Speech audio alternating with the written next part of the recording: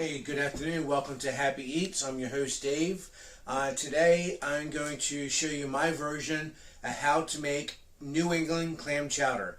Today, we have 3 russet potatoes, 1 whole white onion, some homemade bacon, 2 5-ounce containers of the clams, half a container of heavy cream, and we got some garlic, salt, and pepper.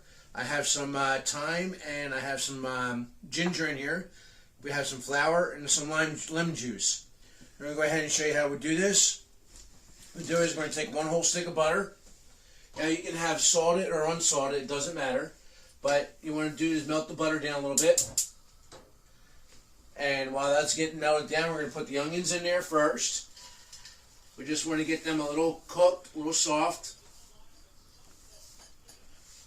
We'll work on the onions first. Now with the potatoes here, I've already gone ahead and pre-diced them and soaked them in water. The reason for soaking them in water, it does 2 reasons. One, it helps wash out the extra starches in the potatoes, but it also helps the potatoes from turning that mucky brown color that you get when you cut into a potato and you let it sit for a little bit. It gets brown and grayish. You don't want that when you're making like that. Now, here we have some salt and pepper. I'm going to put that in there now. And this is a ginger and thyme.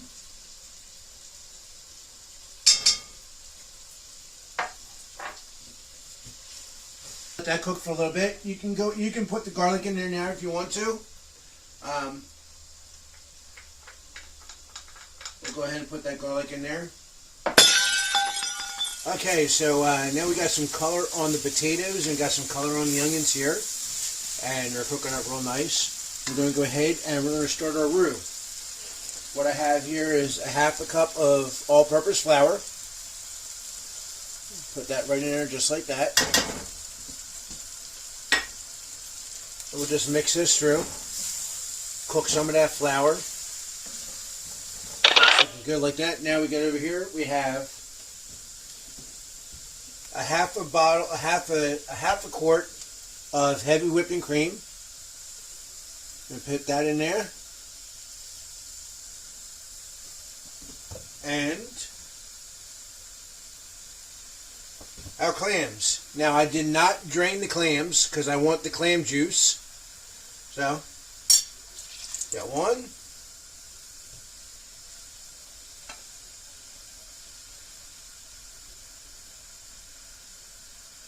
Come on. There we go. And 2. I had already taken the cans and opened them for you, so this is going here like that. Now, I got that lemon juice here. And this is about 1 tablespoon of lemon juice. Alright, just like that. Looking good, looking good. Now at this point here, if you wanted to make it a little bit thinner, you can make it a little bit thinner, which is about a half a cup. I'm liking how everything looks here. Now I cooked up some bacon here earlier. And we're going to go ahead and put that right in there. Because I love my bacon. Now this is my little twist on New England clam chowder by putting the bacon in it. Alright, so this is looking really good. We're going to go ahead and shut the heat off. And we're going to put a lid on it, like that. And we're just going to let that steam in its own flavors until those potatoes get soft. And then we're going to have a taste. Alright, so this has been cooking now for about 30 minutes. I had it on low heat for a little bit, then I shut it off, mixed it around a little bit, turn it back on low heat again, let it run for a little bit like that, and make sure the potatoes get a little bit softer. Now, potatoes are a little bit softer. FYI, if you want to make softer potatoes, you can go ahead and pre-blanch them a little bit and heat them up, boil them. But I like a little bit of body to my potatoes, that's why I didn't do that. But nice, thick.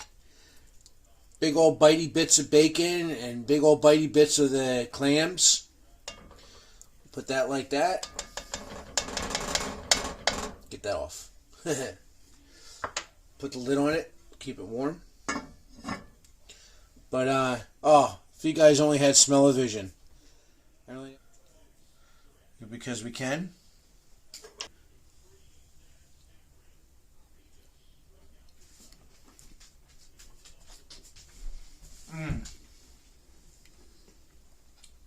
The richness from the broth. The potatoes are just right. They're soft. They're not real soft. And that little bit of lemon juice. Oh, that just sets it all off, man. That just ties it all together. So, anyhow, I'll leave the description for all this below on how I made this and my recipe. But do me a favor, please. Like, subscribe, share this with your friends. And as always, God bless and happy eats.